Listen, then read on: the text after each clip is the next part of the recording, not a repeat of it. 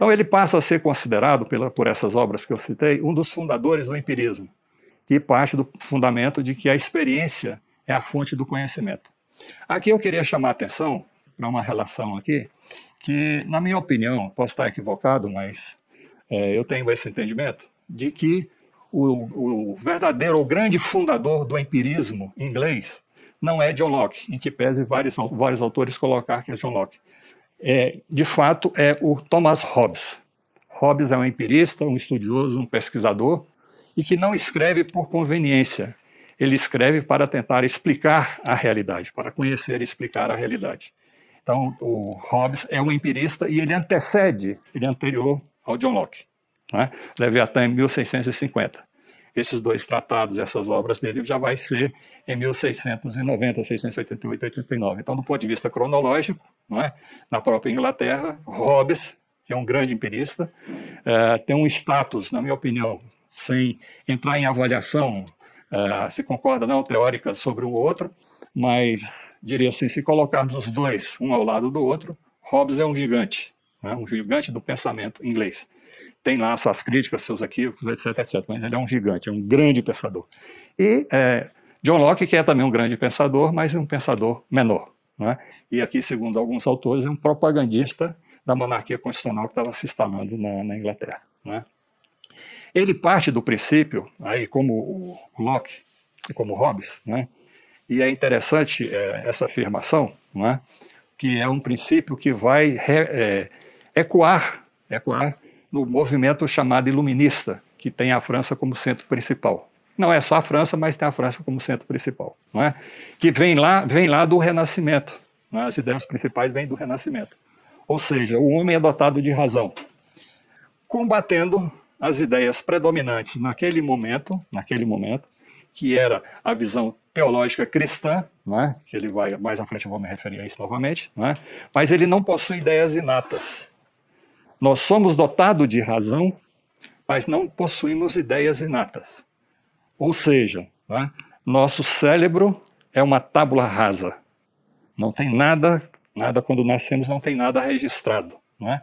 E daí o caráter do empirismo. Se nós pegarmos hoje uma criança, né, nós vamos perceber isso, né?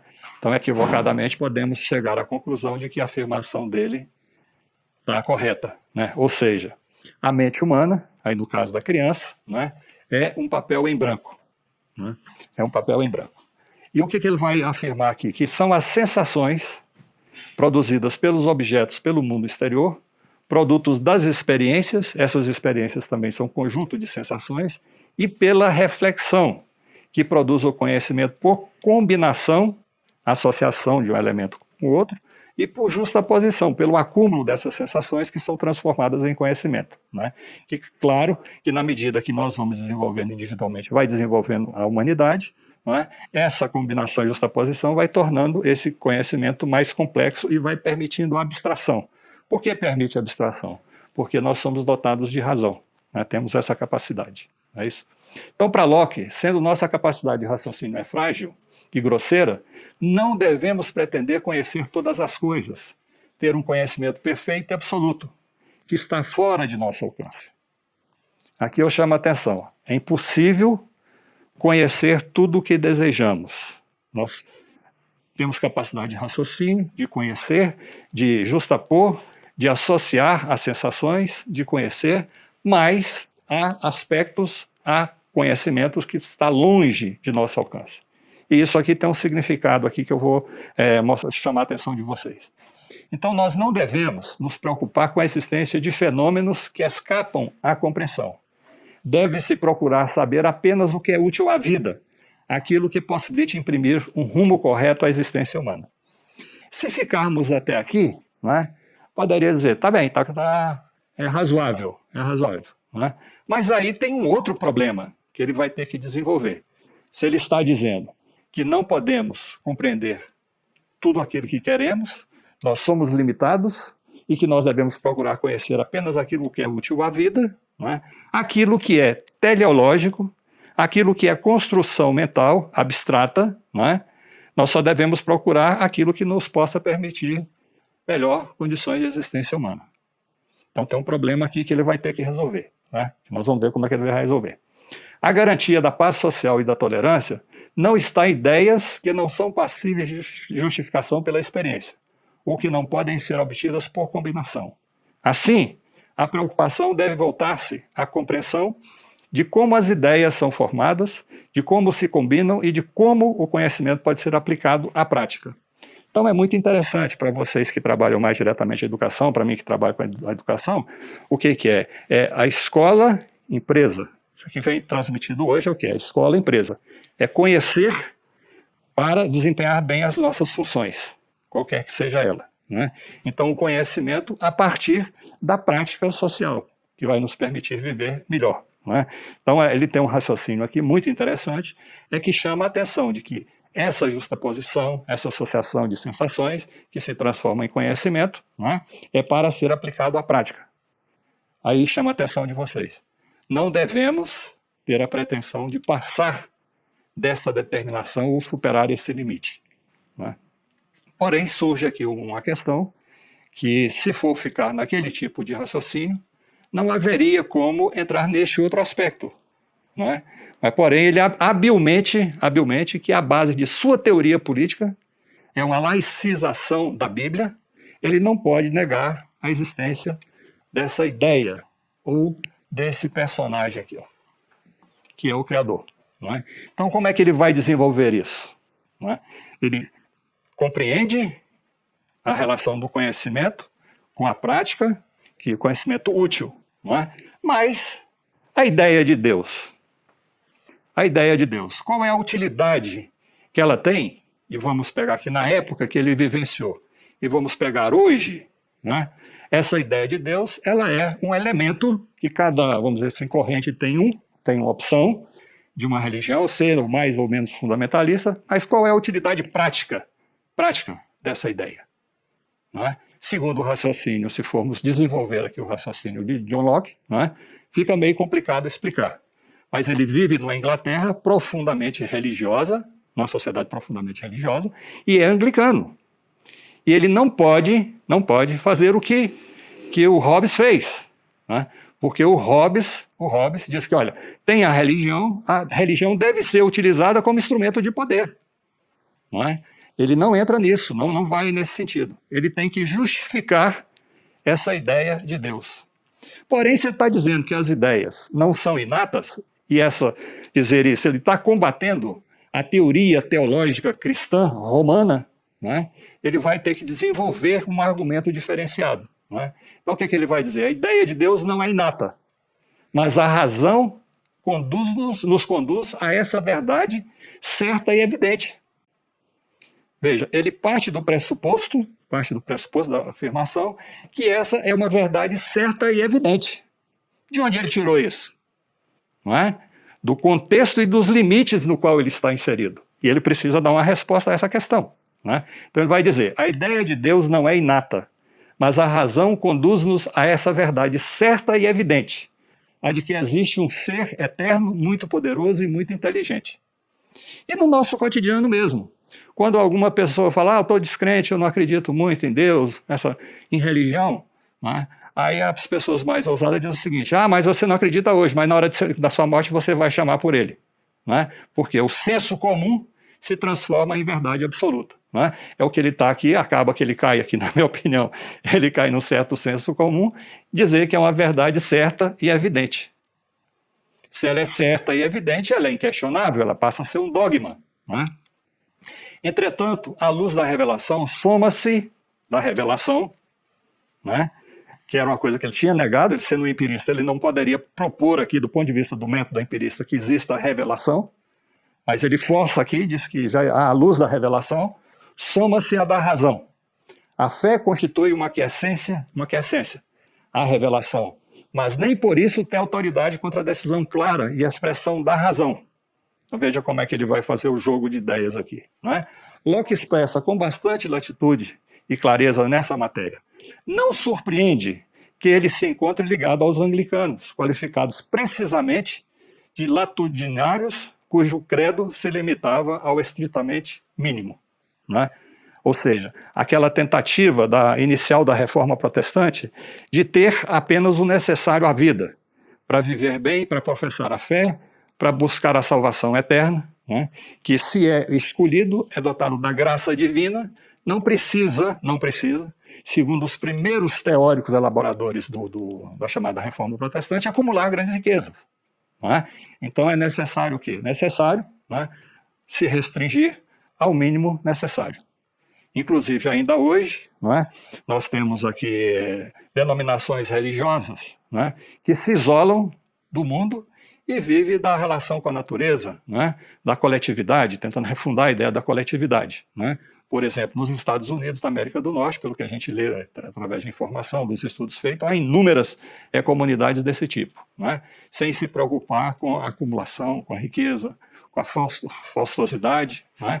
Então, isso é uma base. A base desse tipo de raciocínio está lá no cristianismo primitivo. Chama a atenção de vocês, quem tiver interesse, procure ler e estudar um pouco o que foi o cristianismo primitivo.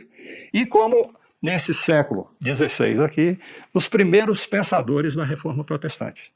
Então vocês vão observar que essa faustosidade de Templo de Salomão, de acumular riqueza, de construir igrejas multinacionais, né, que atuam em vários países, que têm pessoas riquíssimas, donos de fazenda, de boi, de terras, etc., etc., isso é contrário aos princípios do cristianismo primitivo e é contrário ao pensamento dos primeiros pensadores da Reforma Protestante, que nós chamamos hoje de neopentecostais. Eu diria, são aqueles que se apresentam como cristãos, mas desenvolvem uma prática anticristã. Essa crítica que a Reforma Protestante fazia à Igreja Romana pode ser feita hoje a essas denominações, a essas igrejas, né, que estão voltadas para a acumulação de riquezas em grande quantidade. Né? Então nós vamos ver o que neste momento histórico que nós estamos nos referindo, se manifesta hoje. Né?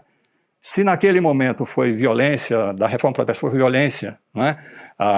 Guerras, tragédia, né? Hoje é a farsa. Né? Hoje nós estamos cercados de farsantes falando em nome de Cristo e mostrando a arminha. Né? O empirismo de Locke o permitirá transferir para a teoria política princípios bíblicos, ou seja, da existência de direitos naturais inatos.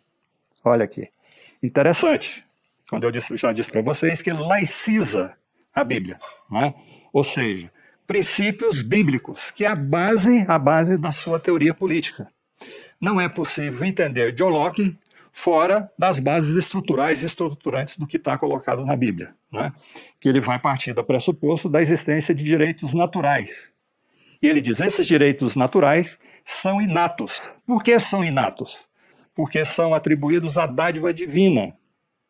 Vamos lembrar lá o Lutero, né? Dizer que independente da sua opção, da nossa opção, você foi dotado da graça divina, pelo Senhor. Então, independente da sua vontade, você não tem o livre-arbítrio, né? Porque você já foi dotado dessas qualidades pelo Criador. Né? Ou seja, né? Nesse sentido, nós sendo dotados de razão, nós vamos poder compreender esse processo. Né?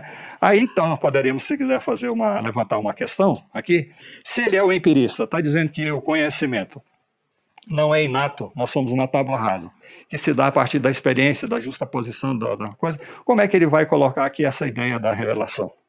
Né? Da ideia de direitos naturais inatos. Né? É um pouco complicado do ponto de vista teórico, essa formulação. Né? Então, nesse desenvolvendo o seu raciocínio, ele vai dizer que não devemos pretender conhecer todas as coisas, ter um conhecimento perfeito e absoluto. Devemos nos preocupar apenas com o que é útil à vida e imprimir um rumo correto à existência humana, à nossa própria existência. Não é? O espírito, pela sensação produzida por objetos exteriores aos sentidos e pela reflexão, originada por meio da percepção que o espírito possui a partir de sua própria experiência, ou seja, da combinação e da justa posição. Combina, observa um elemento com o outro, vai acumulando essas sensações e vai justapondo, contrapondo, né, justapondo, somando-se uma a outra e combinando, que é isso que vai ser o conhecimento. Então, associar essas ideias e objetos de seu próprio raciocínio, tornando-as mais complexas e abstratas, não sendo possível acrescentar nada que não seja resultante da sensação e da reflexão. Essa afirmação, né, não sendo possível acrescentar nada que não seja resultante das sensações e da reflexão. Então aí você veja aquela afirmação anterior, não é? De ser revelado, da revelação. Não é? A teoria da tábula rasa é, portanto, uma crítica à doutrina das ideias inatas, formuladas por Platão e retomada por Descartes, segundo a qual determinadas ideias, princípios e noções são inerentes ao conhecimento humano e existem independente da experiência. A filosofia de Locke é, assim, baseada na famosa proposição de que a mente humana é naturalmente papel em branco, destituída de quaisquer caracteres, sem quaisquer ideias, e que toda a razão e conhecimento provém da experiência. Então, olha aqui, vou chamar a atenção de vocês, novamente. Essas afirmações vai se contrapor daquela ideia, né, do Senhor. Vai se contrapor à ideia bíblica dos direitos naturais, né? Mas ele articula isso, né, de uma forma bem, bem teorizada, né, e para nós é uma revelação. Então, se ela é certa, ela é inquestionável. Não é? Aqui tem um conteúdo de um dogma, não é? Que ele vai trabalhar aqui entre as suas ideias. Não é? Então, esta seção nos faz lembrar a observação de Hobbes, de que as mentes dos homens do povo são um papel em branco, prontas a receber o que quer que seja que a autoridade pública queira imprimir. Não é? Então, veja, a ideia que ele vai desenvolver aqui, ele está também criticando o Hobbes, porque com certeza ele conhecia a obra de Hobbes, o Leviatã. Não é? Assim, Locke reafirma com ênfase as ciências experimentais, nega e desacredita os raciocínios metafísicos e teológicos, com exceção do dele, né? Com exceção do dele, do que ele vai desenvolver. Né? Então, ele desacredita os raciocínios metafísicos e teológicos que pretendem explicar a razão como ligada à fé, o que naquele momento era identificado com o catolicismo romano e o absolutismo. Então, veja, ele está desenvolvendo todo um raciocínio para negar aquilo que ele vai fazer também, né? Que é o dogma da existência do Criador. Né? Então, veja, ele desenvolve todo um raciocínio para negar, para se contrapor à visão predominante de vários setores, principalmente identificado com o catolicismo romano e o absolutismo, né? Porque ele quer negar, ele é um anglicano, ele se contrapõe aqui ao catolicismo romano e tem desenvolvendo uma teoria que nega o absolutismo, porque ele é um grande teórico propagandista daquela sociedade que surgiu ali naquele momento, que é a monarquia constitucional. Né? E desenvolve uma concepção baseada na separação entre Estado e Igreja, religião e ciência. Essa separação, ela é uma separação em termos, né, que poderia dizer formal, né? Porque no caso da Inglaterra, né, há essa separação entre Estado e Igreja enquanto instituição, mas a Igreja anglicana está submetida ao monarca, ou seja, a um dos poderes ligado ao Estado. Né? Ele separa a religião de ciência, mas ao mesmo tempo vocês vejam que no seu desenvolvimento do conhecimento empírico, que ele diz científico, não é? Acaba que ele vai desenvolver uma ideia religiosa. Né? Ele não nega a existência de Deus abertamente, né? Claro que ele não pode negar, mas ao contrário, desenvolvendo este raciocínio, ele reafirma essa ideia de Deus que é uma revelação. Ele não diz que é inata, porque a criança já não nasce com isso, não é? Mas ela é uma revelação. Se ela é uma revelação certa e inquestionável, não é? Então a gente vai cair em quê? No dogma. Né? Vai cair num dogma. Não é? Ao contrário, reafirma. E veja, chamando a atenção, porque a gente tem que entender essas ideias naquele contexto em que ele estava escrevendo. Não é? É um contexto de guerras religiosas, onde para superar esse conflito de guerras religiosas, não é? É necessário propor a separação entre religião e política, ou seja, entre Estado e Igreja, e dedicar-se a explicar o contrato, né, que aqui ele vai desenvolver o contrato, que dá origem à sociedade política, ao governo e ao Estado. O que ele faz aqui? Ele procura laicizar a política e naturalizar as relações econômicas, sociais e políticas. Naturalizar significa atribuir a um poder divino, né, como se fosse natural, né, as relações econômicas, sociais e políticas, sendo que os argumentos básicos utilizados têm como ponto central a separação entre o conhecimento empírico e o racionalismo. Então aqui é interessante a gente observar, e para mim também até um desafio, né, trabalhar melhor o John Locke em suas diversas obras, né, para tentar entender como é que ele faz a separação entre o conhecimento empírico e o racionalismo. Porque ele desenvolve a base estrutural do seu pensamento. É empírico, né, mas ele cai, de uma certa forma, no racionalismo. Qual é o elemento central dele cair aqui, não ter como ele superar o racionalismo? É que ele parte do pressuposto que o homem é dotado de razão, que a razão é inata. Veja, a razão é inata, que nós somos uma tábula rasa, porém somos dotados de razão. É justamente essa razão que nos permite, através das experiências, da acumulação, da justa posição, elaborar e conhecer a realidade. Mas não toda a realidade, apenas a realidade naquilo que ela é útil para a vida cotidiana, para a vida prática. Não é? Então há elementos aqui, diria assim, problemáticos nessa elaboração do John Locke.